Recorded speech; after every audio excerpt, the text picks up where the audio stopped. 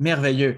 Alors, bonjour à toutes et à tous. C'est un grand plaisir de vous accueillir à cet événement, le LIRES, donc le Laboratoire interdisciplinaire de recherche sur l'enseignement supérieur, a habitude d'organiser des événements publics qui portent sur l'enseignement supérieur, souvent sous la forme de conférences données par des experts. Mais aujourd'hui, nous sommes le 22 mars 2022 et il y a exactement 10 ans avait lieu la plus grande manifestation étudiante dans l'histoire du Canada.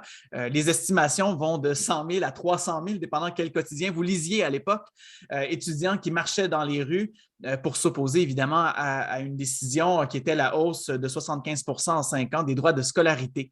Et donc, 10 ans plus tard, certains collègues du LIRES se sont réunis, ils se sont dit, mais ça serait on était impliqués à différents niveaux à cette époque-là et ce serait intéressant de faire un retour sur cet événement.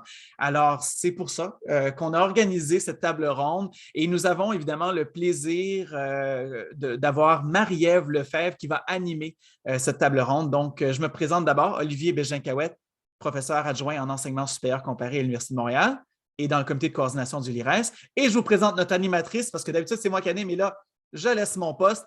Marie-Ève Lefebvre, doctorante en sciences de l'éducation à l'Université de Montréal et aussi membre étudiante du LIRES. Alors, Marie-Ève, je te laisse la parole. Oui, donc merci beaucoup, Olivier.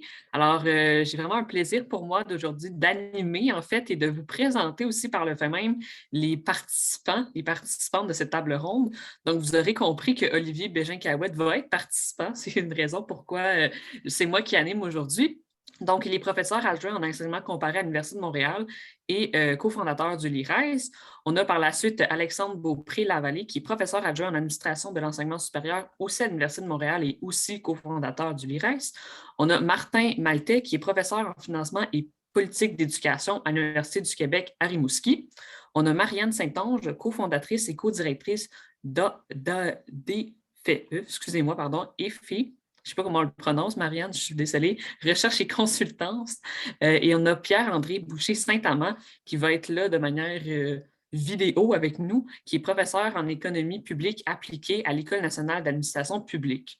Donc, ça nous amène en fait à Pierre-André Boucher-Saint-Amand qui nous a fait en fait un vidéo pour commenter le budget, dans le fond, pour répondre aussi aux questions de la table ronde, étant donné qu'il ne peut pas être avec nous aujourd'hui. Donc, Olivier, je te laisse. Oui, je vais partager mon écran. Donc, Pierre-André Oui. Bouchard-Saint-Amand, qui ne peut être avec nous aujourd'hui parce qu'il commente le budget aujourd'hui, on est en jour de budget, mais qui a enregistré effectivement cette vidéo. Donc, je vais partager mon écran. Je vais, excusez-moi, aller vers la conférence. Voilà. Alors, j'espère que ça va bien fonctionner. Je vais me mettre en plein écran. Donc, et voilà, c'est parti.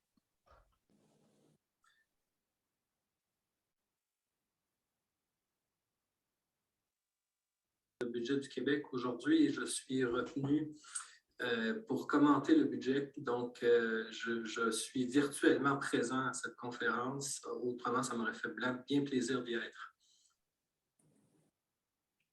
En 2012, je n'étais pas vraiment impliqué. Je terminais mon doctorat, j'étais en Ontario à l'époque, donc je suivais le conflit de loin. Très certainement comme spectateur intéressé et comme ancien du mouvement étudiant, comme on dit chez nous, comme has-been. Et j'ai fourni quelques conseils à quelques reprises là, aux différentes fédérations étudiantes, notamment parce que le dernier conflit de grève, j'avais contribué à l'organiser. Donc, un peu comment on fait ça. Hein? Le dernier conflit, c'était en 2005, 2012. C'est celui auquel on fait référence. Donc, quoi faire, comment organiser ça là, sur le plan des opérations, et ainsi de suite, puis quand arrêter, quelles erreurs on a fait, comment changer ça, ainsi de suite. Donc, aider en fait les organisations, au contraire, à prendre des décisions. Et bien sûr, tout le crédit leur donner, là, je sais très clair. Moi, je restais spectateur intéressé. Donc, peut-être un des éléments auxquels j'ai participé, une des contributions que j'ai faites, c'est une prédiction. Alors, en novembre 2012, 23 novembre 2012, j'ai écrit un texte dans Le Devoir où je disais que l'annonce du gouvernement d'augmenter les frais de scolarité à l'époque avait toutes les caractéristiques d'une annonce qui allait générer une grève. À l'époque, j'avais employé les mots sanglants. Une grève sanglante. Donc, Et en rétrospective, je ne me suis pas trop trompé. Alors, peut-être une leçon à retenir, ou un outil utile à retenir pour ce genre de prédiction. Moi, je m'appuie sur deux dimensions pour faire un test, à savoir s'il va y avoir une grève étudiante ou non. La première composante est, est-ce que le gouvernement prend une décision qui va pénaliser une grande majorité d'étudiants postsecondaires, que ce soit au cégep ou à l'université? Donc, une augmentation des frais de scolarité, une réduction des bourses, une mesure donc qui a vraiment un impact très large sur l'ensemble de la communauté étudiante. Premier critère. Deuxième critère, est-ce que le dernier gros conflit étudiant remonte à assez longtemps? Alors, il y a une dimension de mémoire et d'usure dans ça, je pense, en lien avec d'abord l'usure étudiante, c'est-à-dire ceux qui ont vécu un conflit n'ont pas nécessairement envie d'en faire un autre, mais aussi une usure de mémoire sociale, c'est-à-dire que lorsqu'on vient de vivre un conflit, peut-être comme celui de 2012 ou les autres d'avant, on va se rappeler dans les officines du gouvernement et de l'appareil public que c'est quelque chose d'extrêmement coûteux socialement. Et donc, ça prend une espèce d'étiolement ou d'usure de mémoire avant qu'on puisse en envisager un autre, qu'on ait une autre décision de cette nature-là. Et si on fait l'historique des conflits étudiants au Québec, ces deux questions-là répondent parfaitement en fait aux différents critères, aux différents conflits qu'il y a eu et qui n'ont pas eu lieu aussi. Alors, des fois, on a vu, 2007, là, si je ne m'abuse, une tentative de grève étudiante, on ne répondait pas à ces critères-là et le conflit n'a pas fonctionné. Donc, ce n'est pas une affaire de temps d'organisation étudiante, ce n'est pas une affaire de faction puis d'organisation, et ainsi de suite. Je pense qu'à la base, ça prend vraiment une frustration très grave et une ambition de la mettre de l'avant. Pas tant que ça, parce que le gros de mon parcours était déjà décidé à ce moment-là. J'étais déjà en train de faire mon doctorat. Peut-être, je pense que j'étais à la 3e année de mon doctorat, donc j'étais déjà bien aligné pour une carrière professionnelle. Mais je préciserais peut-être de manière un peu plus large que c'est le mouvement étudiant qui m'a fait découvrir les sciences sociales. C'est-à-dire qu'avant de passer là, par la machine d'implication étudiante, je vais dire ça comme ça, j'étais un mathématicien pur et dur en sciences pures qui s'intéressait aux ordinateurs puis à l'analyse, si on veut, aux mathématiques appliquées, mais sans plus. Et c'est vraiment à force de questions touchant en fait la condition étudiante que j'ai tranquillement pas vite migré vers l'économie, plus spécifiquement la théorie économique de l'intervention de l'État, pour voir en fait comment on pouvait mettre à service des mathématiques aux besoins en fait de questions sociales. Donc, peut-être de manière un peu plus large, très certainement, mon passage en mouvement étudiant a influencé ma carrière. Deuxième dimension, par contre, c'est qu'à la suite du conflit étudiant de 2012, rappelez-vous que le parti politique de l'époque a perdu ses élections et a été remplacé par un autre parti politique qui, lui, a décidé de faire un sommet avec des chantiers, notamment sur la question de la tarification étudiante et ainsi de suite.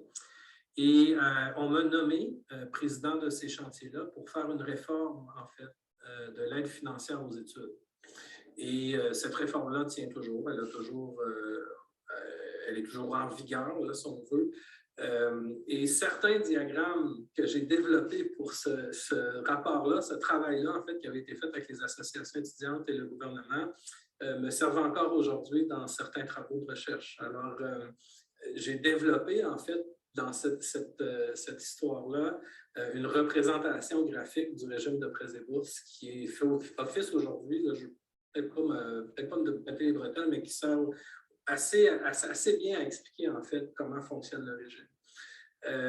Donc, certainement, cette dimension-là aussi joue en fait dans mon parcours universitaire. Excellente question. Il a transformé l'enseignement supérieur, aucun doute. Et je mentionnerai 4 points de transformation. D'abord, il y a eu une importante judiciarisation du conflit. Avant cette grève étudiante-là, on ne parlait pas de questions de droit de grève, de droit des étudiants à aller en classe ou même de recours aux tribunaux pour avoir accès à ces cours et ainsi de suite. Et il y a eu un nombre important, en fait, de requêtes au tribunal, je ne me souviens plus du nombre exact, d'urgence pour accorder le droit aux dissidents de cette période-là d'aller à leur cours. Et ça, c'est une cicatrice qui, à mon sens, demeure dans le tissu juridique du Québec, qui mériterait une discussion plus pérenne. Deuxième des choses, c'est qu'il y a un contrat social. Il y a un nouveau contrat social. Alors, le gouvernement a laissé tomber cette augmentation importante de frais de scolarité-là, mais il y a eu une indexation des frais de scolarité à plus ou moins 3 % par année depuis. Et c'est le nouveau contrat. Personne n'en parle, mais ça augmente. Les étudiants ne se plaignent pas, les universités ne se plaignent pas. Il n'y a pas tant de discussion sur la tarification étudiante depuis.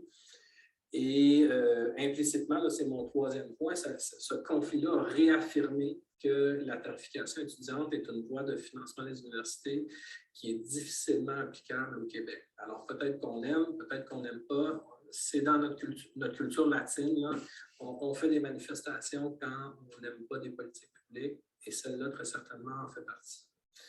Et le dernier point, c'est que je dirais que l'avènement des réseaux sociaux a complètement transformé les modes d'organisation, que je dirais plus militants. Là. À l'époque pré-Facebook, je vais dire ça comme ça, puis allez savoir, il y a peut-être une autre affaire plus moderne de nos jours, mais pré-Facebook, il fallait littéralement être sur les campus pour organiser des manifestations étudiantes.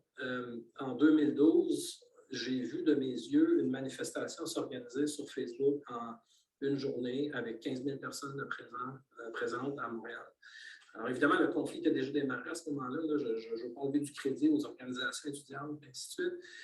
Mais c'est certainement un outil qui facilite une coordination décentralisée qui n'existait pas avant 2008-2007 peut-être. Et donc ça change beaucoup la donne parce que c'est plus difficile pour une organisation étudiante d'abord d'organiser son mouvement, parce que des fois, il faut dire on va en grève, mais des fois, il faut dire qu'il faut arrêter. Alors, si on veut avoir un pan de négociation, en quelque sorte, il faut avoir cette dimension-là en main, et c'est plus difficile de nos jours. Donc, s'il y en a qui n'aiment pas les fédérations étudiantes, par exemple, peut-être que c'est une bonne nouvelle pour eux. Alors ça, je dirais, c'est le quatrième point, certainement, qui a influencé le conflit. Très certainement, je pense qu'il va y en avoir d'autres, s'il y a d'autres mauvaises décisions qui vont être prises, et peut-être qu'on apprendra d'autres choses des conflits à venir. Dans tous les cas, bonne réflexion sur cette question-là, puis merci encore à l'équipe du LIRES pour l'invitation.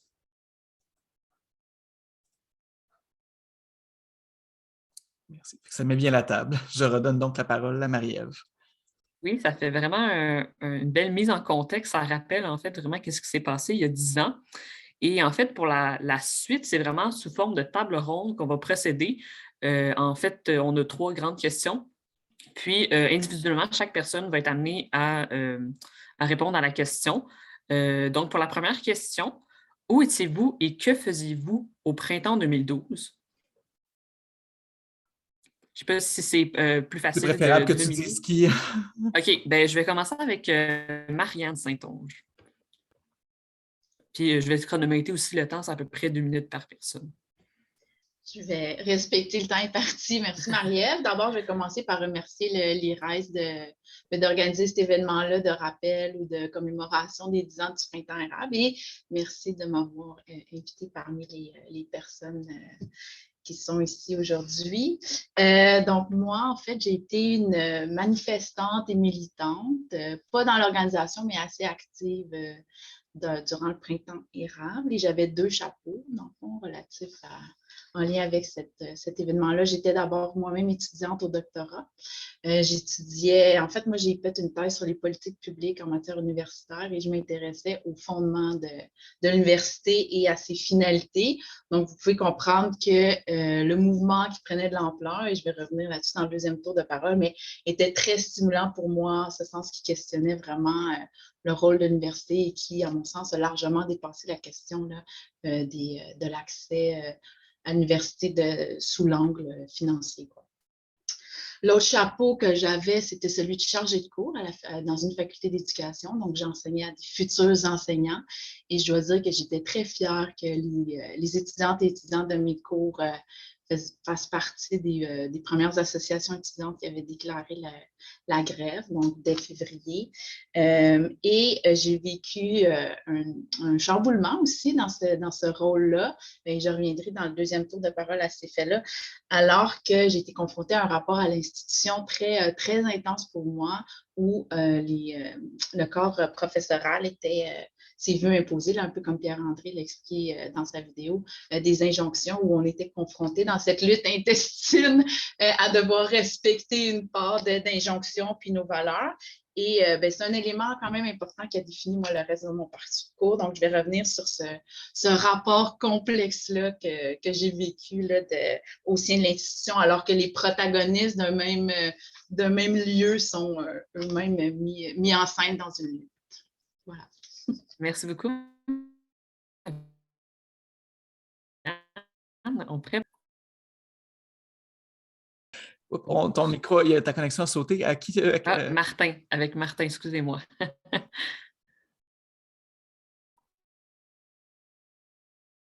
Ton micro, Martin. On ne t'entend pas, par contre. Oui, c'est pas pour des raisons technologiques. Alors, voilà. Écoutez, moi aussi, je suis membre du LIRES, mais je remercie Olivier et toute l'équipe de cette initiative parce que c'est vrai que c'était une période hyper intéressante puis qui mérite d'être abordée. Puis c'est une occasion de raconter des choses qu'on a vécues, puis de commencer aussi à les décanter, puis à placer les pièces de choses qu'on a vues puis qu'on a observées un peu de façon détachée. En 2012, au moment où le gros de les manifs se produisent, moi, je suis vraiment à un tournant de ma vie, un des plus importants tournants de ma vie. L'année 2012, c'est l'année où je termine ma thèse de doctorat. Puis je la dépose en août cette année-là. Au moment de la grève puis des manifs, je suis aussi dans un contexte où ma conjointe, avec qui je suis marié depuis un certain temps à ce moment-là, a eu un deuxième enfant et elle a décidé, après son doctorat, de retourner faire médecine. On vient d'emménager dans une maison que je viens de terminer de construire et depuis à peu près une dizaine, 10-12 ans, en marge de ma production de maîtrise puis de doctorat, j'ai progressivement commencé à colliger des données sur les universités. Ma thèse porte sur les universités à ce moment-là, sur la politique de bimodalité de l'UQAM sur une période donnée. Et en parallèle, j'avais monté une expertise sur le financement des universités, des bases de données. J'en avais beaucoup. Et progressivement, à partir de 2010, j'avais commencé à avoir de plus en plus de contrats de différents groupes d'intérêt. Puis c'est un peu comme un poisson dans l'eau qui ne réalise pas dans l'univers dans lequel il est, puis ce qui est en train de se passer. C'était très naïf et candide. J'avais juste beaucoup de contrats. Puis au moment où la grève s'est amorcée, je me suis aperçu que plein de gens sortaient des chiffres qui venaient de mes travaux de recherche et de mon équipe. Et ils ne disaient pas tout le temps la même affaire avec ces chiffres-là. Ils les coloraient de plein de façons. C'était hyper intéressant. Et à ce moment-là, ça a même été un autre élément que je vivais qui était particulier avec mon frère qui était en entreprise. J'avais mis beaucoup de sous sur lui, puis j'étais en train de perdre ces sous-là. Fait que je m'étais dit qu'il fallait que je finisse ma thèse cette année-là. Et ça a été le meilleur moment pour la finir parce que ça m'a propulsé dans une autre carrière qui est celle d'abord qui a été celle de conseiller politique parce que le changement de gouvernement a amené celui de Pauline Marois à prendre le pouvoir, puis à Pierre Duchesne à l'automne de devenir ministre. Et je suis devenu conseiller de Pierre Duchesne. J'ai été actif dans la résolution de cette crise-là, puis conseiller pour la recherche et l'innovation au Québec. Fait que c'est, voilà, comme première réponse, c'est celle-là que je vous ferai. Merci beaucoup, Martin. On passerait maintenant à Alexandre. Merci aux LIRES d'avoir organisé cette activité. C'est super le fun. Oui, puis je suis d'accord avec tout le monde. C'est vraiment un moment qu'on peut regarder 10 ans plus tard en se disant que ça a changé le système, mais ça a un peu changé la société aussi. Il y a encore des rappels aujourd'hui. J'entendais ce matin des étudiantes de bac qui étaient au primaire, disons-le, au moment où ça s'est fait, dire dans les couloirs qu'elles avaient hâte de ressortir les casseroles. Il y a des trucs qui ont frappé l'imaginaire. Les carrés rouges, ça a frappé l'imaginaire. Moi, un peu comme, en fait, j'ai fait comme Pierre-André Bouchard, c'est beaucoup de mouvements étudiants. J'ai fait du mouvement syndical, j'ai fait du mouvement municipal. Et en 2012, ça faisait 1 an et demi, j'étais au doctorat, que j'avais commencé à faire de l'argent comme consultant. J'étais plus un étudiant en situation de pauvreté. Et lorsque j'ai vu ça monter, moi, autant Martin, sa consultance, c'est auprès des groupes d'intérêt. Moi, mes services conseils étaient auprès des établissements collégiaux et universitaires. Donc, j'ai pu voir l'émergence à la fois 1 an à l'avance lorsque les discussions commençaient sur il paraît que les frais de scolarité vont augmenter, il paraît qu'ils vont nous donner plus d'argent. J'ai eu le plaisir, en guillemets, de voir ça arriver et de voir la réaction de l'intérieur des établissements chez les clients, ce qui m'a en même temps réhappé un peu vers le mouvement étudiant parce que, je ne sais pas, la crise m'a ramené. En préparant aujourd'hui, je me demandais s'il y a un moment exact où j'ai décidé que finalement, peut-être que le conseil, ce n'était pas pour moi. Dans cette période-là, j'ai postulé puis j'ai obtenu le poste que j'ai eu aujourd'hui alors que je n'avais pas terminé. Puis je faisais 1 million d'affaires à ce moment-là.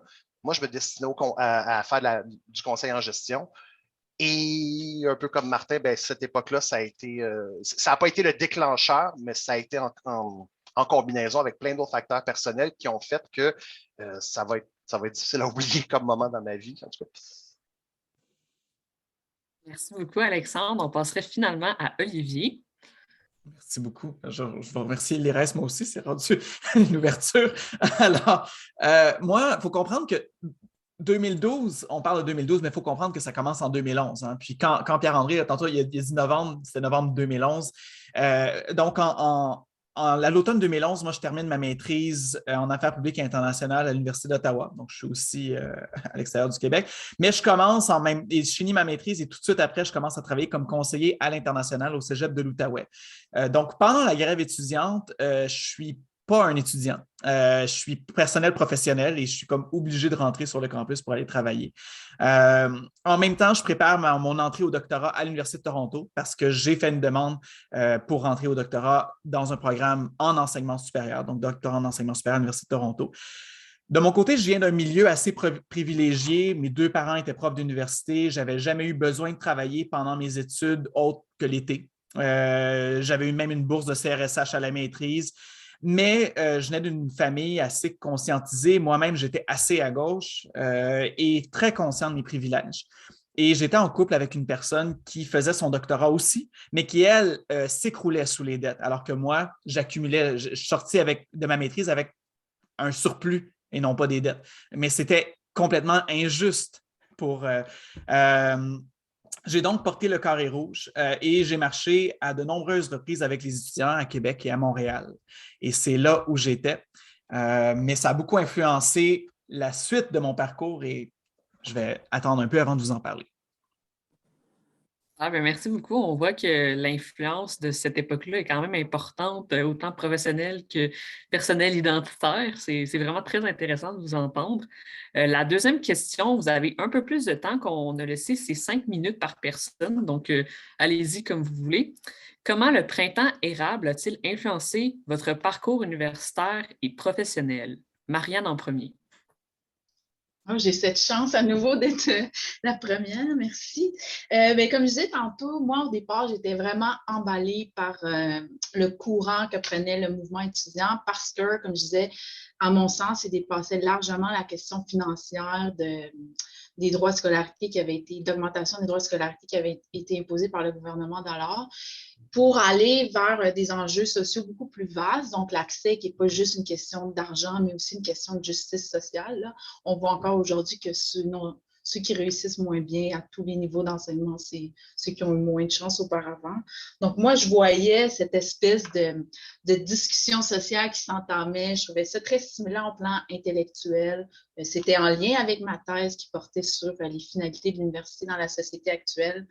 Et je voyais que c'était un terreau très fertile pour discuter de cette idée d'université au plan philosophique, au plan idéologique, et de voir, en fait, un peu comme Pierre-André disait dans sa vidéo, là, de discuter du contrat social qu'on voulait voir émerger là, de l'université. dans la société. Pour revenir à ce que je disais tantôt, j'ai été très choquée, voire chamboulée, moi, par l'opposition des protagonistes dans une même institution. L'institution étant l'université, je ne parle pas seulement des établissements, mais cette opposition entre une vision du bien commun, dont je pense, le mouvement étudiant se faisait porteur, donc une vision de bien commun qui rentrait, à mon sens, très en conflit avec une autre valeur, celle des droits individuels qui est incarné par un autre mouvement, surtout étudiant, mais social aussi. Et en fait, il y a quelque chose de normal là-dedans. Dans un débat, c'est toujours des valeurs ou des idéaux qui s'entrechoquent et les groupes se forment selon la préséance qu'ils donnent à une valeur ou une autre. Donc, il y a quelque chose de normal là-dedans. Mais moi, la violence de ce choc-là, je l'ai trouvé très intense et j'ai été marquée aussi dans la judiciarisation du conflit, mais aussi dans son avènement, quoi, dans la façon dont ça s'est terminé. J'ai été étonnée de voir le poids relatif que ça prend. Donc, si peu de personnes qui veulent défendre un droit individuel pour autant de personnes qui veulent réfléchir, en tout cas, ou sinon mettre de l'avant une idée de bien commun et collectif. Donc, pour moi, l'influence que ça a eu sur mon parcours personnel et professionnel, ultimement, c'est que ça a ancré cette prise de conscience-là de l'importance qu'ont pour moi les valeurs de justice sociale et d'équité et de l'importance que ça peut avoir de mettre de l'avant le contrat social que l'université a avec ses commettants, mais aussi au sein de la société.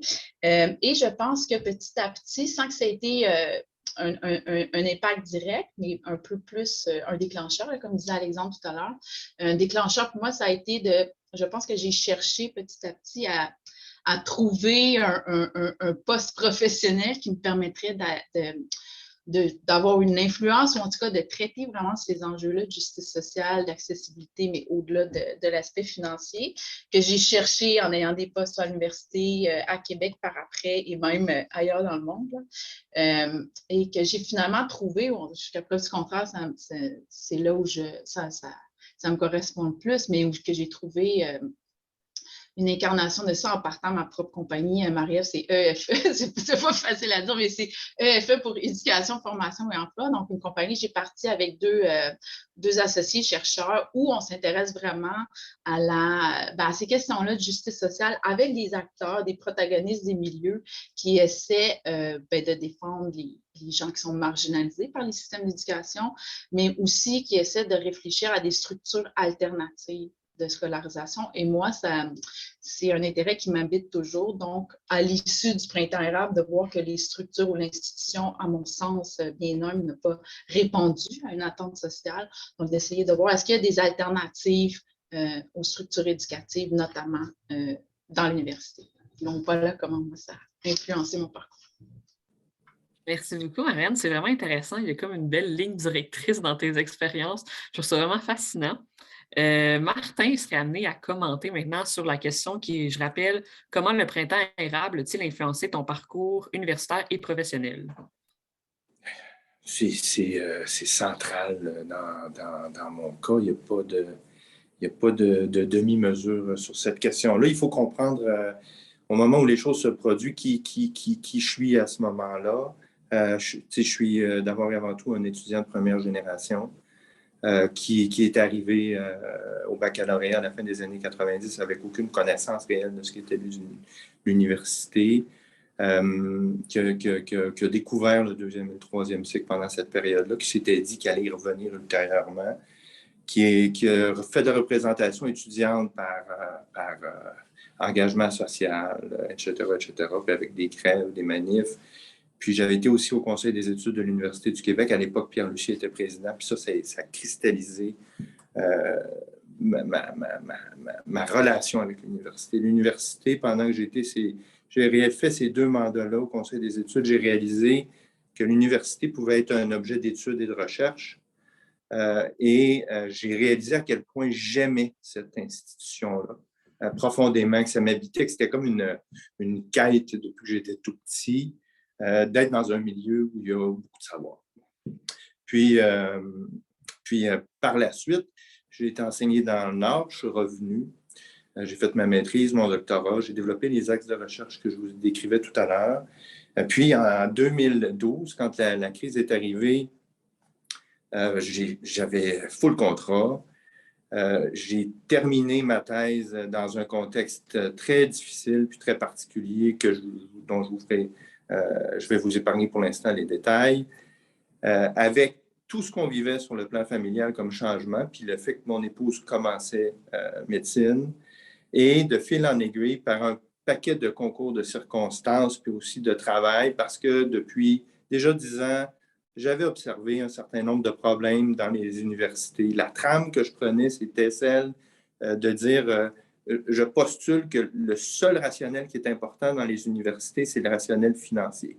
Tout ce qui existe existe par des décisions financières et la seule et réelle politique gouvernementale à l'égard des universités, elle est de nature financière. En dehors de ça, il n'existe rien d'autre. Et effectivement, il n'y avait pas vraiment de politique sérieuse à l'égard des universités, pas d'énoncé, il n'y a pas d'engagement, il n'y a pas de loi cadre non plus, il n'y avait pas de conseil des universités, tout ça n'existait plus, là. Et l'expertise sur l'université dans l'appareil public s'était effritée au fil du temps. Plusieurs acteurs le relevaient, j'étais le premier à le dire. Et je faisais comme je faisais tout le temps. J'essayais de rencontrer les ministres les uns après les autres. Et à ce moment-là, un de mes gros clients, je conseillais des dirigeants d'établissements universitaires. J'avais docké des campagnes de recteurs. Mais mon plus gros client restait la Fédération québécoise des professeurs et professeurs d'université. Et à ce moment-là, au moment où il y a eu le changement de gouvernement, on avait un deal avec la CREPUC à l'époque qui disait on va s'allier pour s'assurer que le gouvernement rentre d'un rang. Et à ce moment-là, j'ai eu une rencontre peu de temps après avec Pierre Duchesne et il m'a demandé de joindre son équipe. Il venait d'avoir mal dans le dos à ce moment-là. Je pensais lui donner 2-3 avis sur des trucs spécifiques. J'ai terminé la rencontre et il m'a demandé de joindre son équipe. J'ai marché sur la rue Cartier. J'y avais demandé s'il était sûr avant de partir. J'ai dit 30-15 minutes pour y penser. J'ai reçu un appel de Stal Gaudreau qui m'a dit « Bon, ben, M. Maltais, êtes-vous toujours prêt? » J'ai dit « Si le ministre est toujours prêt, je le suis. » Elle a dit « Bon, ben, si vous êtes prêt quand? » J'ai dit « Ben, quand vous voulez. » Elle a dit « Je vous attends au 16e étage du complexe G. » J'étais sur la rue Cartier. J'ai fini mon verre de vin, je n'ai pas pris mon repas, je suis monté au 16e étage du complexe G. Puis moi, l'aventure a commencé là. Et dans des conditions dramatiques, parce qu'on annonçait une semaine après 125 millions de coupes. Et on commençait les premières rencontres thématiques. Puis je rencontrais les recteurs pour leur annoncer ça. Alors, c'était comme un basculement radical. Et par la suite, bon, le reste des étapes, l'enchaînement, le travail, l'atteinte des cibles du sommet. Après, j'ai compris que j'étais intéressé par la carrière professorale, ce qui n'était pas clair au départ. Et là, comme Véronique avançait, puis s'avançait vers l'externat, ça devenait impossible avec les enfants, après le règlement de la crise, puis après avoir atterri aussi la politique nationale de recherche et d'innovation. J'avais les 5 chantiers sous ma responsabilité. On a formé la relève pour s'occuper de tout ça un peu. Pierre-André était responsable d'un des chantiers. Puis bon, il y avait les autres là, dont on parlera peut-être juste après pour la 3e question. Et là, je suis devenu prof d'université. Puis là, j'ai commencé à m'intéresser aussi à l'éducation sur le plan financier, à former des dirigeants d'établissement. Puis progressivement, bien, ça a coloré tout le reste parce que Sébastien Proulx est venu me chercher par la suite pour un mandat. J'ai travaillé beaucoup à soutenir des organismes en recherche et innovation, notamment dans leur planification stratégique. Dans les liens à entretenir avec le gouvernement. Puis en 2018, Jean-François Roberge est venu me chercher pour être directeur de cabinet adjoint dans son ministère. Et là, j'ai eu la responsabilité de l'enseignement supérieur pendant 2 ans jusqu'à l'année dernière, avant de renouer avec ma job de prof d'université. Voilà. Merci beaucoup, vraiment tout un tournant. Je vais maintenant demander à Alexandre de répondre. Comme j'avais commencé. Bien compris. Ouais, ça a l'air d'être le même ordre que pour la première question. J'étais pas à un tournant aussi dramatique que celui de Martin, mais effectivement, en termes de doctorat, moi aussi, mon doctorat me portait sur la gestion interne des universités, la façon dont les cadres, c'est weird comment tous nos sujets se complètent, là. J'avais le point de vue plus interne et tous les contacts que j'avais comme en gestion conseil me confirmaient que c'était de la grosse improvisation à l'interne. Les gens n'avaient aucune idée de ce qu'ils faisaient. Et que lorsqu'on laissait les cadres académiques intermédiaires aller tout seuls à eux-mêmes, il y en avait qui réussissaient très bien, il y en avait d'autres qui étaient des dangers publics. Et la façon dont ils entrevoyaient la crise, ça m'a juste confirmé. En fait, ça m'a montré les premiers mois de l'hiver et le premier mois du printemps m'ont confirmé le rôle relativement limité des conseillers en gestion pour changer les choses. Et ça m'a confirmé que je voulais retourner dans l'action, je voulais faire partie de l'action. Le conseil en gestion, c'est relativement pépère si on décide de le faire comme ça, si on décide de rédiger des plans stratégiques, si on décide de travailler à des auto-évaluations, si on décide de faire des projections, c'est relativement pépère. Moi, je me suis dit, je voulais être dans l'action. Je voulais parler des trucs qui étaient controversés, puis je ne voulais pas me faire répondre au prix qu'on te paye, dis ce qu'on veut que tu dises. Dis ce qu'on veut que tu dises, s'il te plaît. Ce qui est arrivé moins souvent que ce que j'avais prévu, mais une fois aurait été une fois de trop, même si c'est ça la game. Donc, moi, ça m'a confirmé que peut-être le conseil en gestion, pas maintenant, mais j'ai aussi vu, et ça, c'est plus dans l'écosystème montréalais, la place que prenaient les profs dans ça, comme quoi c'était un moment, c'était une position dans laquelle tu pouvais te faire entendre un peu plus facilement que comme simple citoyen ou comme en conseil de gestion où on s'attend à ce qu'il y ait un devoir de réserve. Et c'est pas mal ça qui a réorienté en disant je vais l'essayer comme prof. Peut-être que j'ai pas ce qu'il faut, peut-être qu'ils ne voudront pas de moi, mais il fallait que je l'essaye. Il fallait que j'essaie de retourner dans la mêlée. Et honnêtement, c'était ça où j'avais honnêtement envisagé de me réinscrire. Pas de me réinscrire, mais de tout laisser tomber et de retourner carrément comme militant sur le terrain. Et ça incluait de notamment me remettre sur les prêts et bourses, ce que ma conjointe de l'époque avait vraiment pas aimé comme idée. Parce que c'est pas là qu'on s'en allait dans notre tête. Et par chance, c'est pas ça qui est arrivé, par chance pour tout le monde. Mais lorsque j'ai commencé à m'intéresser à la crise, parce que j'ai essayé de rester loin, d'essayer de rester détaché avec un devoir de réserve, ce que la crise de 2012, ce que le printemps érable a fait, c'est comme disait Marianne tantôt, il y a des enjeux autres. Pour une fois, ce n'était pas juste gel-dégel. Le dégel était tellement gros, c'était tellement absurde que ça a fait ressortir d'autres thèmes avec. Et un des thèmes que moi, sur lesquels j'avais beaucoup travaillé, c'était la question de la coordination nationale, notamment l'éventuelle création d'un Conseil national des universités et tout. Et quand ce concept-là est revenu, il y a certains organismes qui m'ont contacté j'avais déjà écrit un mémoire en 2007 pour mettre mes mémoires à jour, puis qu'est-ce qu'on ferait maintenant? C'est là où j'ai fait, OK, j'ai des intérêts qui correspondent à ça. Moi aussi, je vais me lancer. Moi, je suis toujours plus à l'aise avec un rôle en coulisses. Donc, j'ai essayé de retrouver ma liste d'appels. Je sais qu'en 2012, juste pour le trip, j'avais fait une liste d'appels de combien de temps je passais par jour au téléphone à juste répondre à des questions sur des trucs. Je ne l'ai plus, mais c'était beaucoup. Ça m'a vraiment réconforté dans le sens que les intérêts que j'avais sur l'université, des fois, j'avais l'impression d'être le seul à les avoir et non plusieurs gens partageaient ça. À la question 3, on va parler de la CREPUC notamment. C'est ça. Fait que, professionnellement, ça m'a confirmé qu'il fallait que je reste dans le milieu universitaire et que j'y reste comme un membre de la communauté et non pas comme un acteur externe qui a un devoir de réserve. Ah, merci beaucoup, Alexandre. Olivier pourrait conclure. Si vous aimez faire l'ordre de la même, on peut continuer comme ça aussi. Ah oui, il n'y a pas de problème. Vu qu'on est bien parti, j'ai mis des informations bon, ici, dans le chat juste en contexte parce que je réalise aussi qu'on parle de certaines choses d'acronymes, puis je me dis, peut-être pas tout le monde était là. Il faut comprendre que de mon côté, comment ça a influencé mon parcours, ça a été majeur, mais surtout au niveau scientifique. Donc, à la maîtrise, j'avais, sous la direction de mon directeur à l'époque, étudié les classements internationaux des universités qui avaient émergé en 2003-2004. Et donc, je m'étais intéressé à l'influence que ça avait eu. Puis, j'avais trouvé ça très étrange que le premier ministre de l'époque, M. Jean Charest, avait justifié en partie un des rationnels pour la hausse de 75 des droits de scolarité, c'était la nécessité d'avoir au Québec des universités de rang international.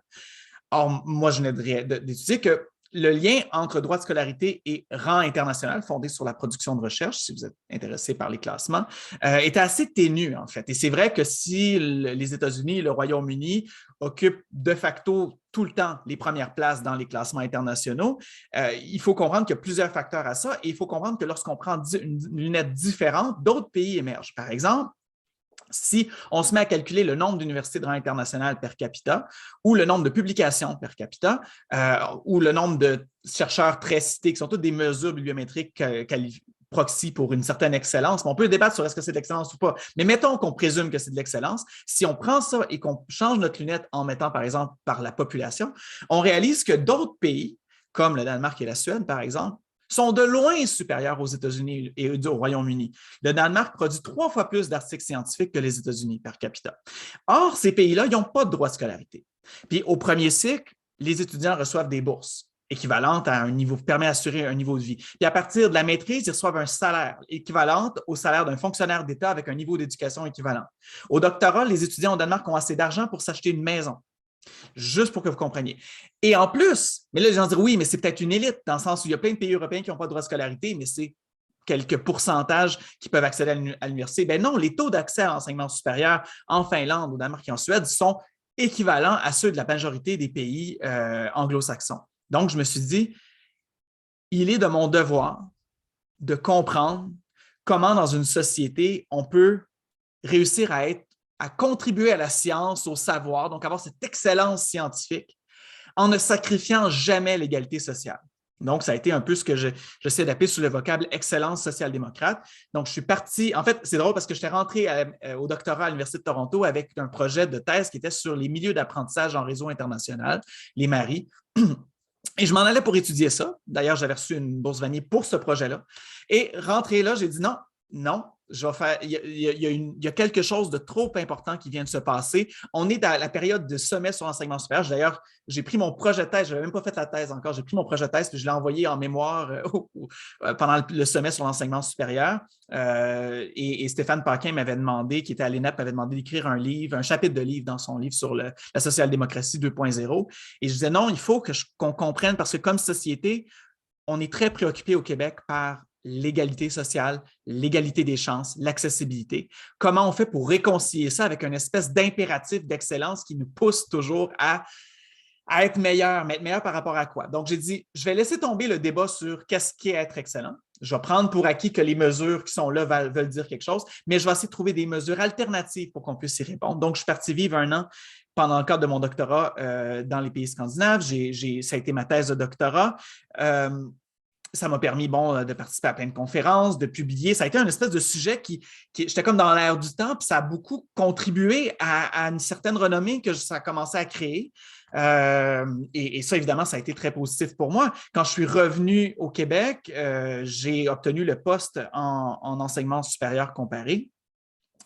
Et ça a été évidemment en grande partie grâce à ce parcours-là que j'avais pu prendre cette lancée-là parce que j'avais une thématique qui semblait générer de l'intérêt, puis un regard, etc. J'avais fait une mini-capsule aux années-lumière. Il y avait eu un colloque de l'ACFAS avec Martin où j'avais été invité à participer, puis la FQPPU était intéressée par ce que je disais. Donc, FQPPU, Fédération québécoise des professeurs et professeurs d'université, juste au cas où, les acronymes. Hein.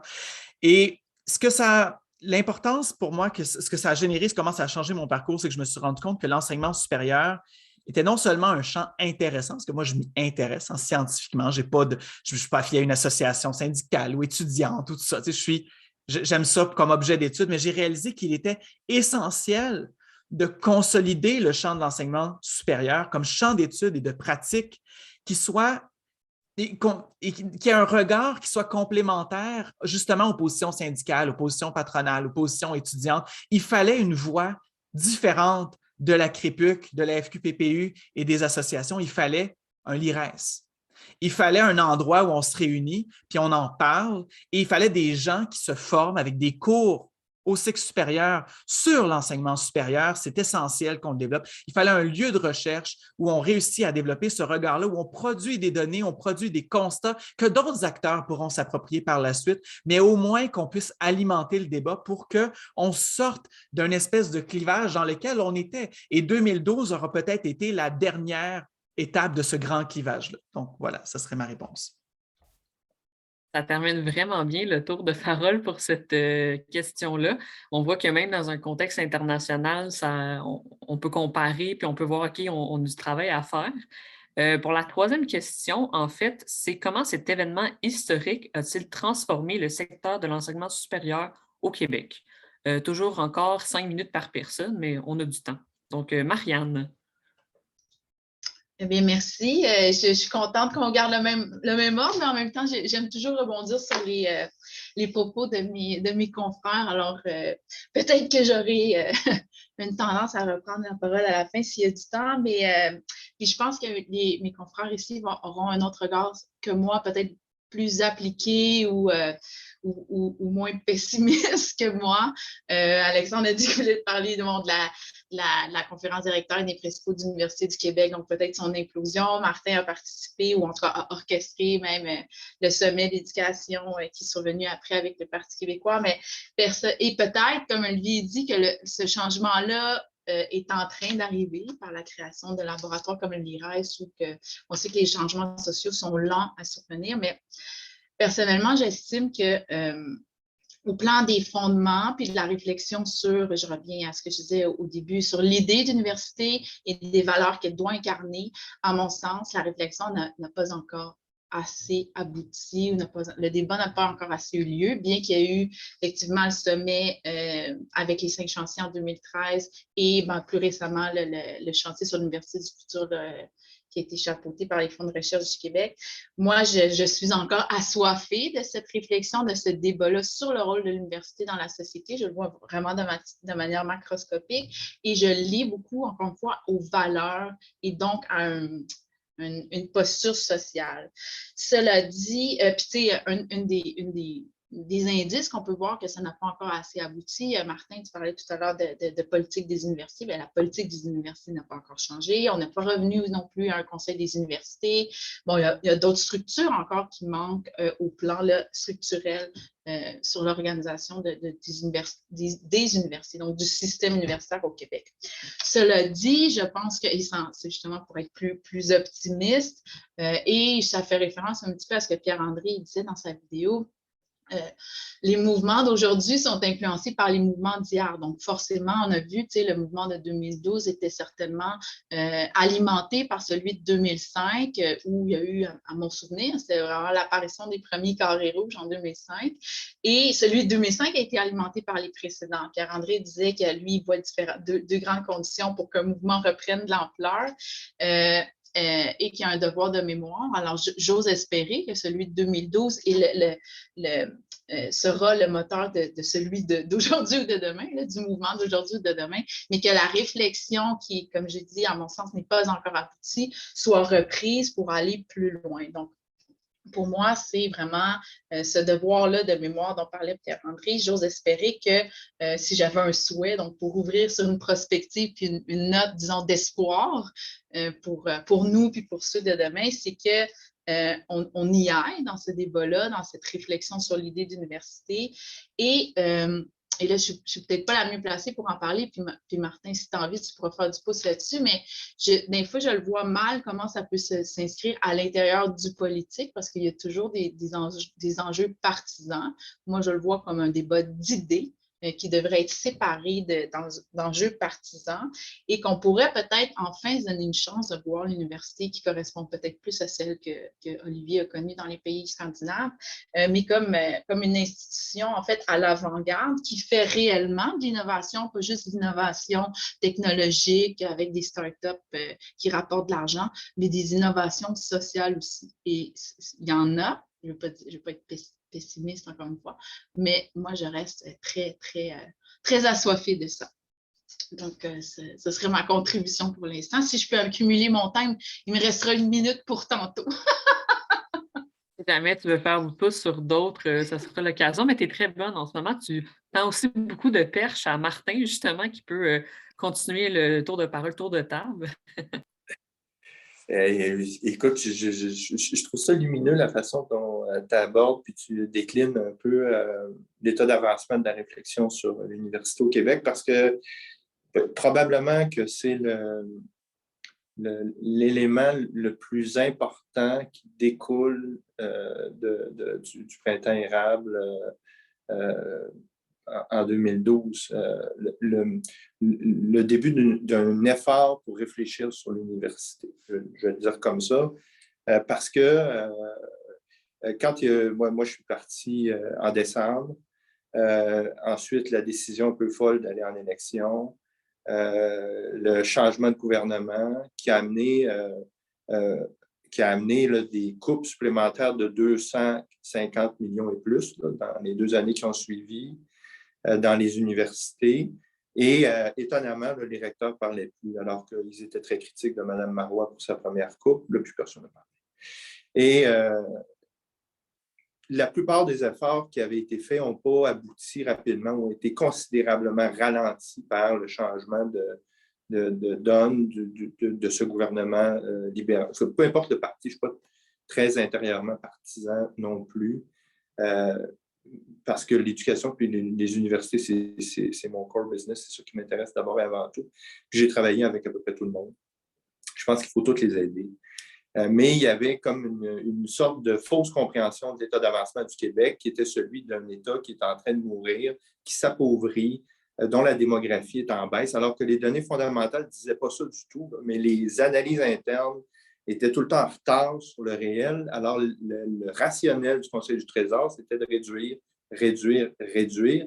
Puis, il n'y avait pas d'ambition sur les universités, ni de vision claire. Quand tu dis qu'il faut faire une réflexion sur l'université, réfléchir à la nature de la chose, où on veut que cette institution-là ou cette organisation-là aille, pour jouer à ce jeu-là, ça prend des joueurs. Puis des joueurs qui savent jouer au jeu ou qui au moins sont intéressés à jouer puis à apprendre à jouer. Or, on était à une époque de l'histoire du Québec où il n'y avait plus d'expertise, il n'y avait plus de connaissances. Michel Ombriaco, cette année, prend sa retraite. Mais après Michel Ombriaco, jusqu'à moi, qui a 47 ans, il n'y a personne. C'est le désert. Alors, tu sais, si on se remet en arrière, il n'y en avait pas d'expertise. Tous les autres étaient des joueurs un peu éparpillés. C'est vrai qu'il y a des joueurs qui s'intéressaient aux universités à gauche et à droite, mais on était tous un peu éparpillés. Puis, il n'y avait pas grande expertise. À l'intérieur du ministère non plus, c'était un enjeu fondamental. Alors, ce qui a commencé à se produire, ça a été un début de réflexion par l'appareil politique. Puis aussi, puis ça, probablement que c'est un des plus grands apprentissages que j'ai fait, c'est comme on était beaucoup de gens habités par des convictions et des valeurs profondes à l'égard des universités, on défendait indirectement une vision de l'université. Et le fait qu'on a commencé progressivement à assumer des fonctions à différents endroits et à jouer différents rôles, on a été les personnes qui ont démarré cette réflexion-là ou qui l'ont forcée à différents endroits et à différents moments. Si je prends un exemple, juste le travail fait depuis que... C'est pas pour valoriser Jean-François Roberge ou la CAQ, c'est pas ça. Le travail qui a été fait pendant cette période-là, moi, quand j'étais directeur de cabinet, avec les marges de manœuvre que j'avais, puis la confiance, puis aussi le partage de valeurs et d'orientation qui était commune, il y a plein d'affaires qu'on a pu rétablir puis ajuster qui avaient été détruites par le passé.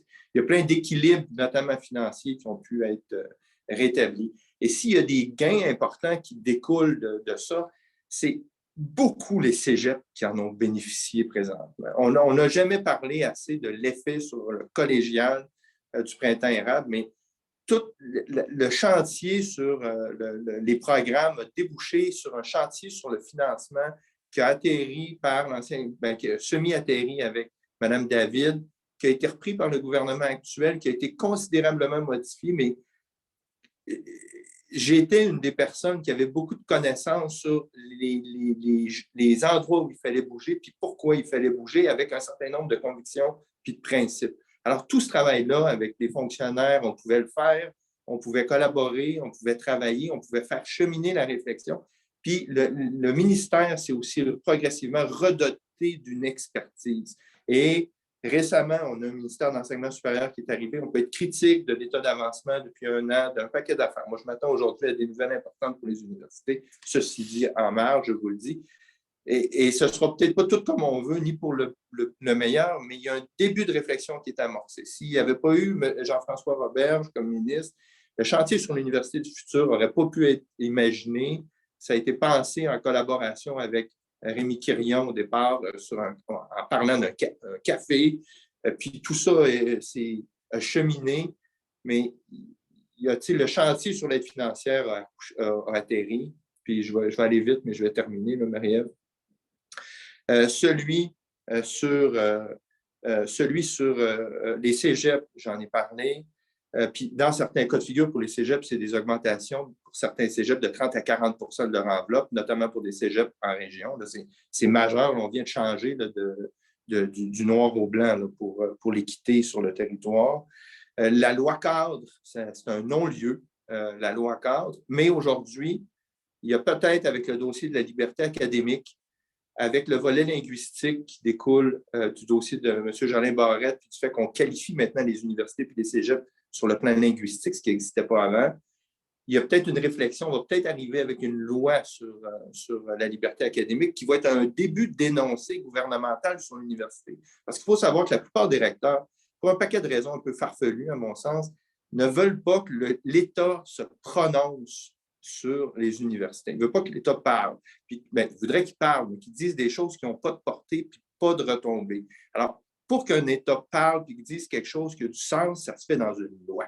Il n'y a rien d'autre, il n'y a pas d'autre façon pour un État qui est, à mon sens, suffisamment fort que de dire des choses dans une loi. Alors, une loi sur l'université, sur la nature de l'université ou sur dites quelque chose sur l'université. Si c'est la liberté académique, parfait.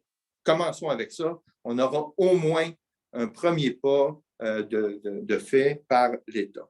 Maintenant, est-ce que ça va atterrir ou pas? Je ne sais pas. Mais cette réflexion-là avance et chemine. Alors, c'est sûr que c'est important qu'il y ait plus d'expertise dans le domaine. Conseil des universités, 2 rapports, Claude Corbeau, une chance que sa contribution est beaucoup plus large que seulement le Conseil des universités puis ces rapports-là, parce que moi, je pleurerais, là, mais encore là, c'est un non-lieu pour toutes les raisons farfelues que vous pouvez imaginer. Et sur le financement, dans la dernière révision des règles de financement des universités, il y a eu des ajustements majeurs là, que personne ne voit à court terme, mais qui rétablit les équilibres entre les établissements. Alors là, on peut réinvestir, ce qui a commencé à être fait depuis 2 ans de façon plus substantielle. Moi, cette année, je m'attends à des annonces encore plus importantes, là, mais on va le voir en cours de journée. En fait, si vous allez sur le site du Conseil du Trésor, vous avez probablement déjà les documents. Merci beaucoup, Martin. Ça vient vraiment nuancer ce que Marianne dit. En fait, on voit des éléments qui amènent tranquillement, peuvent être surtout de l'intérieur. Alexandre, ça sera à ton tour de répondre. Oui, ben, écoutez, je ne prendrai pas trop de temps. À la question, comment ça a transformé le secteur, moi, j'ai vu ça beaucoup comme un rebrassage des institutions. C'est la fin d'une ère, c'est la fin d'une époque. C'est la fin du débat sur le gel-dégel, qui est le débat qui a animé l'enseignement supérieur dans les 25, si ce n'est pas les 30 années précédentes. Ça a été l'enjeu de la CREPUC pendant 30 ans. Ça a été l'enjeu du mouvement étudiant pendant 30 ans. Ça a été l'enjeu des communautés pendant 30 ans. Et tout à coup, ce débat-là se termine par la signature, comme disait Pierre-André, d'un nouveau contrat social. Et tout à coup, ça crée, dans les institutions qui ont été créées, ça crée un vide, ça crée un vacuum. Tout à coup, il y a d'autres enjeux qui ressortent. Et la première victime de ça, ça va être la CREPUC. La CREPUC va s'entre-déchirer pas juste, c'est un des enjeux qui va apparaître publiquement, mais la CREPUC est sclérosée depuis plusieurs années à ce moment-là. Et le débat à l'intérieur de la CREPUC sur la façon d'agir va précipiter le seppuku, la CREPUC qui va préférer s'aborder sa mission de représentation. Parce que les universités se sont entendues sur le fait qu'il faut encore garder des services communs. Et ma critique de la CREPUC avait toujours été elles sont juges et parties. Elles sont à la fois représentantes politiques et gestionnaires de services. Branchez-vous, c'est un ou l'autre. Et elles ont décidé, je ne dis pas que ma phrase a l'air de suggérer que j'ai de quoi avoir là-dedans, j'ai rien à voir là-dedans, là. Mais elles ont décidé de sacrifier le rôle de représentation politique au profit de ça. Et la disparition de la CREPUC comme voie unifiée des recteurs, ça va créer un vide dans le discours public des universités. Parce que tout à coup, vous n'avez pas les universités du Québec représentées par son président Guy Breton de l'université. Ça va être l'Université McGill, l'Université Sherbrooke, l'Université Laval, et tout à coup, les années qui vont suivre, Martin peut probablement en parler, les discussions avec les universités ne sont plus les mêmes. C'est plus la même game de discussion. Ce vide-là va aussi se traduire dans le mouvement étudiant, où depuis des décennies, les organisations étudiantes de gauche, de centre et celles de droite, qui a toujours juste 2 membres, là, sont organisées autour de gel-dégel, ou gel gratuité, ou une fédération pro-gel et une association qui est juste contre la fédération. C'était toujours une question de dualité avec la disparition du débat gel-dégel. Ces institutions-là aussi ont perdu leur repère. Ça a amené, pas longtemps après, au sabordage de la Fédération étudiante universitaire du Québec, qu'avait présidé Pierre-André Bouchard-Saint-Amand en 2005 et qui était le porte-étendard du gel. Le gel est mort parce que l'indexation est rentrée. La FERC a perdu vie, a été remplacée par autre chose qui, un peu à l'image de la CREPUC, et bref, n'a pas la même identité militante, revendicatrice. Et l'autre mort, ça a été la mort de l'AC. La disparition très tranquille de l'AC, qui, et là, on peut se perdre en conjecture, est-ce que c'est la mort de la FERC qui a créé la mort de l'AC ou est-ce que c'est juste la perte de l'enjeu? En tout cas, moi, ce que je trouve, présentement, l'intérêt que j'ai, c'est, je suis tout à fait d'accord avec les 2 critères que soulevait Pierre-André Bouchard tout à l'heure, sur les 2 critères qui annoncent ou qui peuvent prédire un mouvement de grève général, mais les institutions qui permettaient ça, je ne sais pas si elles sont encore en place dans le mouvement étudiant. Je ne sais pas si avec la perte d'institution, on n'a pas perdu une perte de mémoire. La perte d'institution, ça va au point de perdre la perte de mémoire. Et présentement, je mets n'importe qui au défi de me donner les grands acteurs d'impact qui ont un historique de mobilisation, qui sont présentement dans la campagne qui se déroule actuellement. Tous les acteurs en sont à leur première grande campagne. Le BCN est à sa première grande crise, l'UEC est à sa première grande crise, tout le monde est à sa première grande crise. Ce qui est une première depuis des décennies. Fait que je pense que c'est ça un des gros impacts du printemps érable.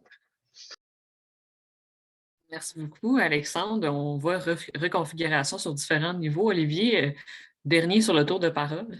Merci beaucoup.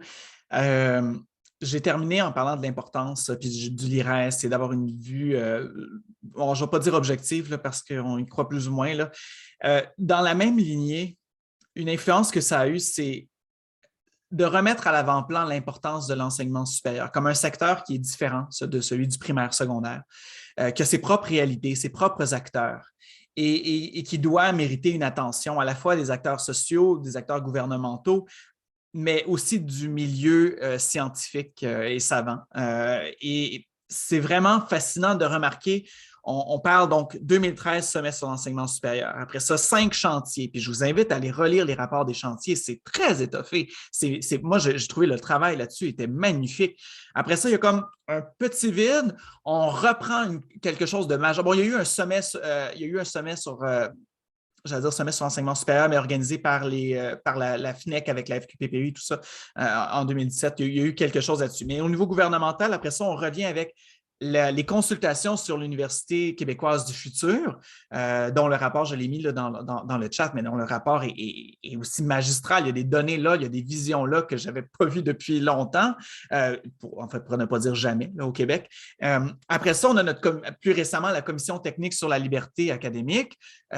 Honnêtement, l'enseignement supérieur est constamment, j'ai l'impression, pas toujours à l'avant-scène, on s'entend qu'il y a une pandémie, il y a une guerre, il y a beaucoup d'autres choses, mais on dirait que ça revient de façon récurrente. C'est un enjeu, c'est un lieu social où les gens, moi, je pense que les gens se sentent interpellés, se préoccupent de ça. Même pendant la pandémie, l'enseignement supérieur est devenu un lieu contentieux lorsque des gens ont commencé à associer des chercheurs universitaires à des complotistes. Certains chercheurs de l'Université Laval ont reçu des menaces de mort parce qu'ils étaient affiliés à l'Institut de cardiologie qui avait reçu une subvention de la Fondation Bill Gates. Bref, ce que je veux dire, c'est que l'enseignement supérieur a véritablement repris, à mon avis, sa place au cœur de la société québécoise. Et ça, pour moi, c'est un des éléments importants de l'influence que ça a eu. Le deuxième élément, je vais peut-être faire un parallèle un peu gros.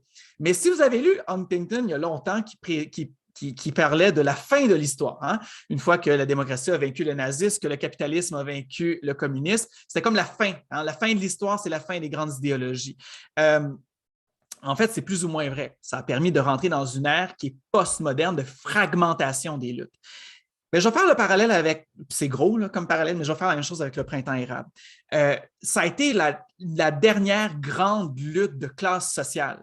On a vraiment senti une mobilisation gauche-droite. Puis la gauche est descendue dans la rue. Puis les casseroles, puis les carrés rouges, c'était à gauche. Puis le jaune, c'était au centre, puis le carré vert, c'était à droite. Il y a vraiment, puis c'était clivé, puis on savait qui était où.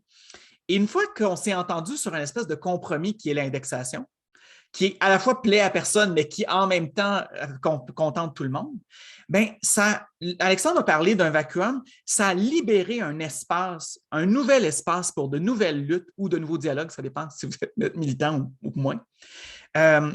Notamment sur, par exemple, les conditions de vie des étudiants au cycle supérieur, dont on peut vraiment parler, qui vivent des choses, qui doivent faire des sacrifices familiaux et monétaires importants pour réussir à faire leurs études de maîtrise et de doctorat. La place des postdocs, ça, ce n'est pas encore réglé. Moi, c'est ce que je m'attends à ce qu'on règle éventuellement. Des postdocs qui n'ont pas de statut de stabilité d'emploi, qui n'ont pas de conditions à des soins de santé nécessairement, qui, dans certaines universités, doivent prendre une partie de leur bourse externe pour payer l'accès à un bureau. Donc, dans certains endroits, sont considérés comme des employés, d'autres, dans certains endroits, comme des étudiants. Et ça, je sais que les fédérations étudiantes y réfléchissent, mais ils ne sont pas représentés, les postdocs, par les assos étudiantes. Puis c'est ça le problème. Dans plusieurs universités, ils ne sont pas là. Ils n'ont pas de voix. Donc ça, c'est une lutte plus micro, mais qui a pu émerger parce qu'on a finalement, on est passé outre. La santé mentale des étudiants, on en parle de plus en plus. Évidemment, la pandémie a fait que probablement qu'on en aurait parlé de toute façon, mais là, on peut encore plus se demander qu'est-ce qu'on va faire pour aider les étudiants à ce qu'ils puissent vivre sainement, puis réussir à s'en sortir, puis de la dépression, puis l'anxiété, puis tout ce qu'ils peuvent vivre, comment on peut les aider. La rémunération des stages, il y a eu un gros bout qui a été fait, mais il y a encore un gros bout qui n'est pas fait. La FEC disait qu'il estimait qu'il y avait 77% des stages qui n'étaient pas rémunérés. Il y a une lutte là que les associations étudiantes vont reprendre. Mais c'est justement parce qu'on a arrêté de parler de quelque chose qui concerne tout le monde qu'on peut commencer à se parler des choses qui concernent des groupes. Et c'est des luttes qui ne sont pas moins importantes parce qu'elles ne sont pas tout le monde. Je finirai avec deux éléments importants aussi. L'EDI, équité, diversité, inclusion. Je ne veux pas nous auto-lancer une flèche, mais vous remarquerez, on a Marianne, merci d'être là, mais on est quand même 4 personnes blanches. Les prochaines luttes seront peut-être une lutte de la représentation. Il y a des gens qui pensent effectivement que dans les postes, même si on remarque une certaine montée de certaines communautés, il y a certaines communautés qui demeurent sous-représentées. On pense surtout aux personnes des premiers peuples, mais on pense aussi qu'au-delà de toutes les communautés sont sous-représentées dans les postes administratifs, dans les postes de gestion. Donc, il y a cette nouvelle lutte-là qui est celle de la… Bien évidemment, je veux dire, on n'est pas mort, là, on n'est pas à la retraite, là, on va être là aussi, mais moi, je sens qu'il y a des gens qui reprennent des flambeaux différents et je vais me mettre en allié. Je serai peut-être plus à l'avant-plan. Il faut dire que j'étais peut-être moins été que d'autres. Fait que dans le fond, je ne l'ai peut-être jamais vraiment été, mais je vais être un allié. C'est ça que je veux dire. Et finalement, la liberté académique aussi.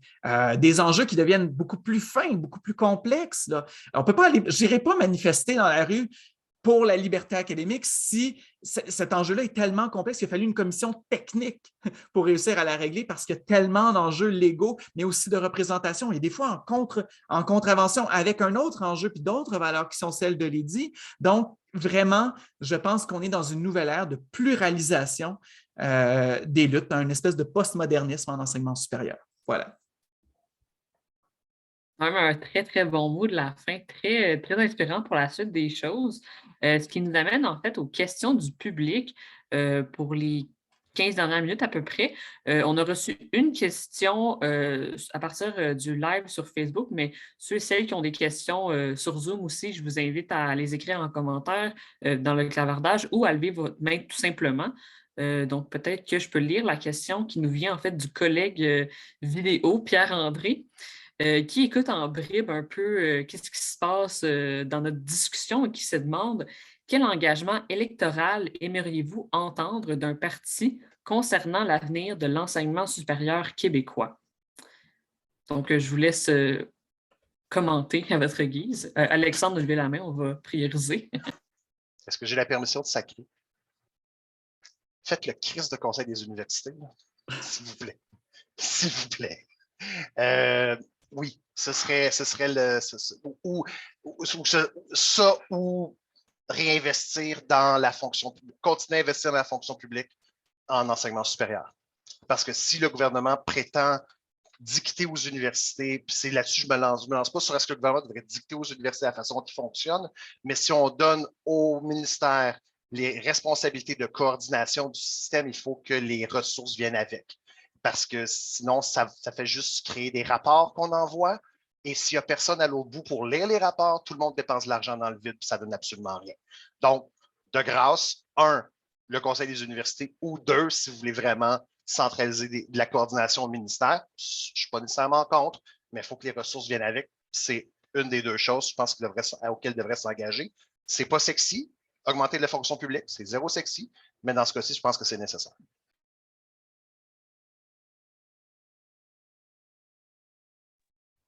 Une autre personne voudrait s'exprimer sur la question de Pierre-André. Oui, Martin. Je peux bien dire quelque chose, mais ça va m'amener ailleurs. C'est sûr que ça va m'amener ailleurs, ce que je veux dire. Moi, écoute, le problème de l'engagement électoral, c'est que c'est une mesure bien claire. Normalement, c'est une mesure claire. Mais moi, ce n'est pas la nature de la mesure qui m'intéresse. J'aimerais ça que l'État dise quelque chose sur les universités. J'aimerais ça qu'il le fasse avant l'élection, mais sinon post-électoral. Puis quand je dis dire quelque chose, je parle d'une loi sur les universités. Soit quelque chose qui s'inspire du projet de loi cadre initial, que ça inclut des éléments. Conseil des U, Alexandre, on est tous les deux des promoteurs de ça depuis 15-20 ans, mais ce n'est pas dans l'agenda du gouvernement actuel, puis ça ne sera pas pour les 10 prochaines années, très certainement. Est-ce que ça peut prendre une autre forme, cette réflexion-là? La liberté académique peut être un tremplin pour quelque chose de plus intelligent encore, puis plus large que seulement la liberté académique. Mais dites quelque chose sur les universités, parce qu'un des problèmes qu'on a, qui est fondamental pour pouvoir atteindre le genre de réflexion que Marianne souhaiterait avoir sur les universités, c'est qu'il faut comprendre ou convenir de quoi qu'on parle quand on parle des universités au Québec. Il y a encore 90% des recteurs, des cadres, des profs, qui, quand ils parlent des universités, ils utilisent le mot université à charte, université pas à charte, université publique, université privée, alors que tout ça n'existe pas au Québec. Toutes les universités, les chartes, là, ils ont toutes été abrogées en 67, parce qu'en 67, on a toutes pris les universités existantes, on leur a produit des lois, ils ont leurs lois propres. D'ailleurs, l'Université de Montréal a modifié sa pseudo-charte récemment, sa loi de l'Assemblée nationale. Ils ont pu la modifier parce que l'Assemblée nationale a dit oui, puis qu'ils s'en sont investis. Sinon, ils n'auraient pas pu rien toucher à ça. Vous avez la même affaire. Polytechnique était dans le fantasme de quitter le giron de l'Université de Montréal sans l'accord de la ministre ou du ministre. Ce n'est pas possible parce que tu n'as pas d'ouverture de la loi sur Polytechnique s'il n'y a pas d'accord. En plus, le deal entre Poly, HEC puis UDM implique le ministre. Puis le mot public n'est pas dans la loi sur l'Université du Québec. Ça aussi, c'est un mythe. Le mot public est dans la loi sur l'Université de Sherbrooke, de mémoire, de Montréal. Je pense aussi McGill, mais alors, il n'est pas dans la loi sur l'Université du Québec. Faites le test, là, faites un search dans la loi sur l'Université du Québec, vous allez trouver le mot public nulle part. Il n'existe pas. Alors, ce n'est pas une université publique. Si elles sont publiques, elles le sont toutes parce qu'elles existent en vertu de loi de l'Assemblée nationale depuis 1967. Sinon, ce sont des genres d'entreprises apparentées, indépendantes de l'État, puis elles fonctionnent toutes selon les mêmes règles. Elles ont les mêmes logiques de financement. Ils sont financés selon des règles qui peuvent varier d'un établissement à l'autre. Il peut y avoir des processus décisionnels pour désigner les membres des conseils d'administration qui varient d'une loi à l'autre. Mais juste convenir de quoi qu'on parle quand on parle d'université au Québec, là, c'est déjà un problème en soi. Fait que quand je dis que ça prend des gens qui jouent au même jeu, puis qui conviennent de jouer au jeu, qui sont intéressés à jouer, là, ben c'est de ça dont on parle.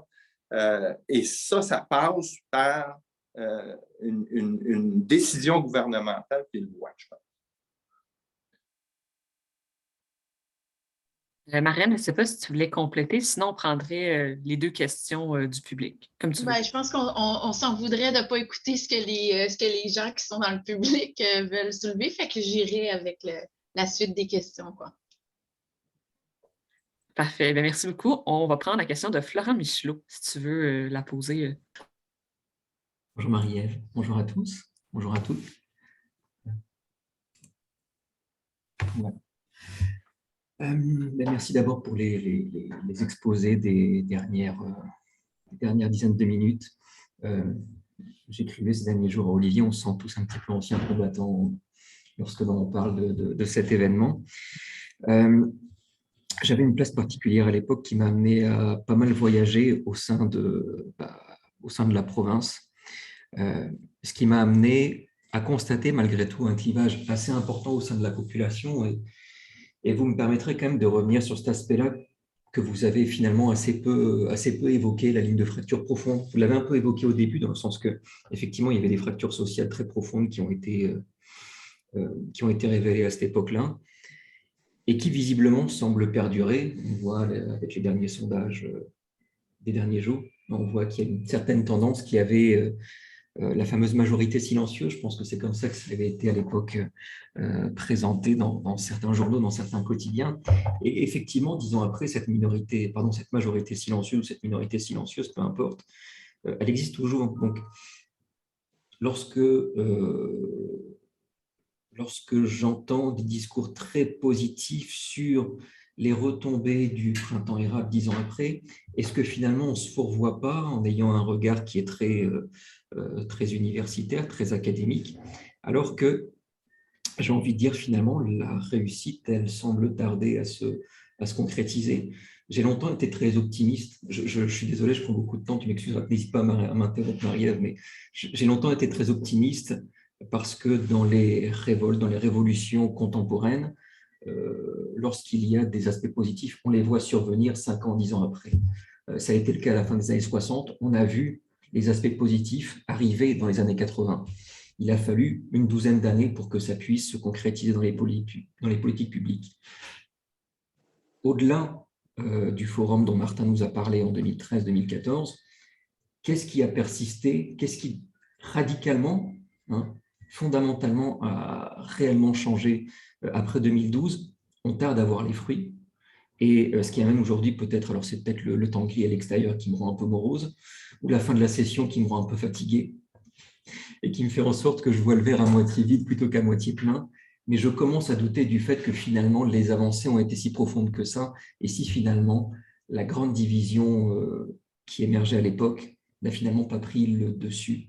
Voilà. Je ne veux pas vous déprimer. Est-ce que quelqu'un voudrait répondre? Peut-être 2 personnes pourraient intervenir parce qu'on a aussi une question de François-René après. Marianne, priorité.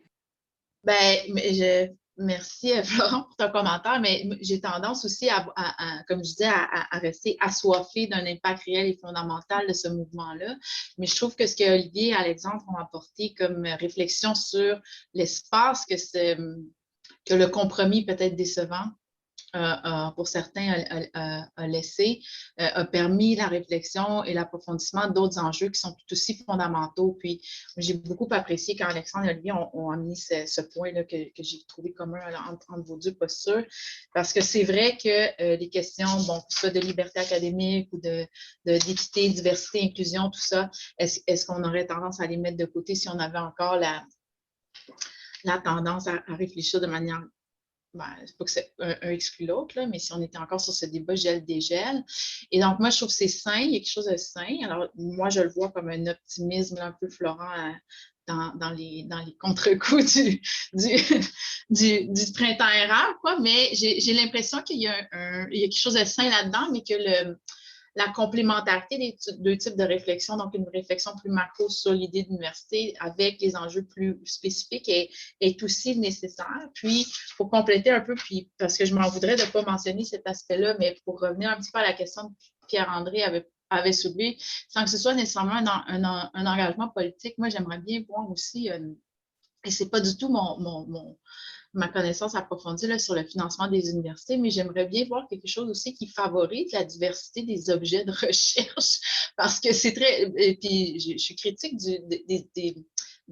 de l'ingérence du politique dans les universités, non pas parce que c'est toujours mauvais, mais parce que si les objets de recherche sont toujours calés sur les priorités d'un gouvernement, elles deviennent forcément partisanes. Et là, on met de côté plein d'enjeux sociaux qui sont moins rentables, moins attirants pour un parti politique et qui méritent un approfondissement de la recherche académique. Ce n'est pas juste de la recherche fondamentale, c'est de la recherche appliquée, mais il demeure qu'il y a toujours des enjeux importants qui sont mis de côté, par exemple en éducation, comme l'éducation des adultes marginalisés du système, ce n'est jamais financé. Alors moi, ce serait, je ne sais pas si c'est un engagement politique à proprement parler, mais j'aimerais voir un terrain fertile à la diversification des objets de recherche dans le milieu universitaire. Merci beaucoup pour vos deux interventions. On terminerait avec la question de François René. Bonjour. Je vais parler, vous me direz si mon Internet est un peu fluctuant ce matin, mais il fait soleil à Trois-Rivières, donc je vais être résolument optimiste de mon côté. Merci au LIRES d'avoir organisé cette table ronde. C'est excessivement stimulant. Ce qui m'a intéressé dans ce que vous avez communiqué, c'est vos trajectoires de vie. Je suis un fan de l'histoire de vie des gens.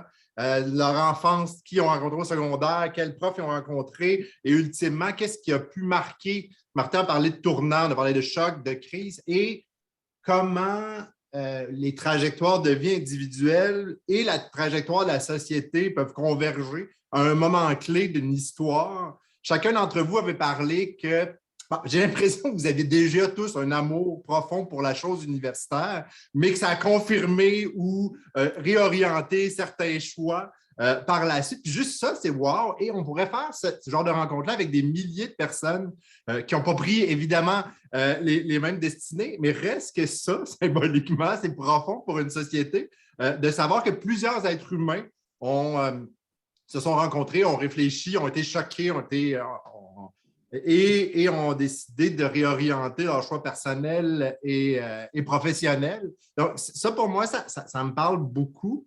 Là où je me questionne, c'est justement, autant en amour qu'au travail qu'en général, est-ce que ça prend des chocs pour faire émerger ou réaliser qu'on est bien ou qu'on n'est plus bien? J'ai trouvé ça excessivement intéressant aussi, la fin du gel-dégel, l'évolution de la réflexion collective sur l'enseignement supérieur. Je suis d'accord avec vous. L'arrivée du LIRES, ne serait-ce que cela, c'est merveilleux, mais je déconne, mais même pas. Je trouve ça, il y a eu progression, il y a eu évolution, c'est là, mais demeure qu'il y a un groupe de gens passionnés sur la chose universitaire, bon, qui se rencontrent dans l'URES, mais il y en a d'autres un peu partout. Des gens des universités, des cégeps qui se sont posés des questions différentes sur ce phénomène-là. C'est génial aussi. Comment ça a poussé, comment ça émerge, comment ça évolue? Mais moi, mon questionnement est plus, est-ce que dans 5 ans, 8 ans, la passion peut s'affaiblir, justement, et je vais terminer là-dessus, je m'étais intéressé dans mon mémoire à si on fait un voyage ou un stage en coopération internationale et on a un choc culturel, est-ce que ça influence notre cheminement de vie? Puis on s'était rendu compte que ce n'était pas toujours le cas, c'est-à-dire qu'une personne pouvait dire « Oh mon Dieu, ils sont pauvres en Afrique, je reviens et je deviens gauchiste ». Et d'autres qui revenaient en disant « Hey, mon Dieu, je m'achète une voiture de luxe, une maison de luxe et je ne veux plus du tout aller revivre là ». Le même choc avec 2 personnes différentes avait créé des impacts complètement différents. Mais reste que pour la majorité des gens, pendant les premières années, cet impact-là de cet événement-là individuel, même chose pour des histoires, des problématiques collectives au niveau de la société, a un impact sur 5-10 ans. Mais par la suite, si on veut mousser l'Université du futur, si on veut qu'un groupe de gens continue à être intéressé à la chose, a-t-on nécessairement besoin d'un gouvernement qui s'arbre dans les finances, qui crée un choc volontairement pour réveiller une population où il y aurait une autre façon de stimuler cet amour-là, cette contagion-là? Donc, c'est ma question large qui est peut-être ésotérique et psychologique de pharmacie, mais moi, de vous entendre Ça me rend profondément optimiste parce qu'effectivement, il y a des cheminements de vie de plein d'individus qui ont transformé la société. Voilà. Là, je vais vite. Là. Moi, ça m'a permis de me révéler. Puis je dirais peut-être même juste exister, mais c'est un peu fort comme mot, mais je dirais plus me révéler, puis à moi-même, j'entends, parce que notamment sur la gestion de crise, jamais j'aurais pensé avoir des qualités que je me suis découvert dans la résolution de la crise étudiante, autrement qu'en le vivant. Puis, par la suite, c'est des qualités qui m'ont servi dans la crise sanitaire quand j'étais directeur dans le cabinet de Jean-François. Et il y a beaucoup d'événements de ma vie où je m'aperçois que on se révèle à nous-mêmes. Mais on peut faire autrement pour atteindre, on n'est pas obligé d'être tout le temps en crise. Je pense que les grandes crises, on les a eues pour un siècle, un certain nombre d'années. Là, moi, je n'en souhaite pas d'autres. Je ne pense pas en avoir d'autres. Puis je pense qu'on a, en termes de semences, tout ce qu'il faut pour développer le système. Mais il ne faut pas le voir sur 5 ans, il faut le voir sur 25, 30 ans comme cycle de développement avant une prochaine crise. Si on peut les éviter, tant mieux. Puis, il y a des choses qu'il faut retenir, là, à mon sens, qui sont fondamentales dans ce qu'on a vécu. On n'a pas abordé, mais tantôt, il y a la question de la gratuité qui a été abordée, mais la politique de la chaise vide, ce n'est pas une bonne idée. La décision de quitter la table, ça a été une erreur fondamentale. Je ne suis pas en train de dire pourquoi je pense, etc. Ce que je vous dis, c'est poser la question à Pierre Duchesne. Il était plutôt favorable à l'idée de la gratuité, puis il était très ouvert au maintien du gel. Mais le fait que la CIE ait quitté la table, ça enlève une épine du pied du gouvernement et le ministre n'est pas capable de défendre cette idée-là à partir du moment où le joueur qui peut amener le plus de risques dans l'espace public a quitté la table. Ça, là, s'il y avait un message à retenir, c'est celui-là. Le deuxième, c'est la gratuité, ça peut arriver autrement que par ce qu'on pense au départ. Regardez ce qui se passe cette année. Le marché du travail est rendu tel que là, il y a 20-25 programmes dans lesquels on donne tellement d'argent en bourse que les gens payent leurs droits de scolarité puis peuvent même payer une partie de leur vie autour de ça, là, avec ce qui est donné comme argent, soit par des bourses qui visent des domaines spécifiques, soit par des bourses d'excellence dans d'autres domaines. Alors, on commence, c'est à géométrie variable, mais puis il y a probablement beaucoup de chemin à faire, mais il y a des chemins différents peut-être qu'on est en train de prendre pour atteindre des cibles similaires à celles qu'on souhaitait. J'arrête là. Je vais tout de suite reprendre le contrôle de la discussion. Je remercie énormément Marie-Ève pour son animation. J'ai vraiment apprécié. C'est merveilleux que ce soit une étudiante actuelle qui questionne des anciens étudiants. Je remercie toutes les personnes qui se sont jointes à nous, à la fois ici sur Zoom, et les gens qui sont en Facebook Live et les gens qui nous réécouteront par la suite sur d'autres plateformes.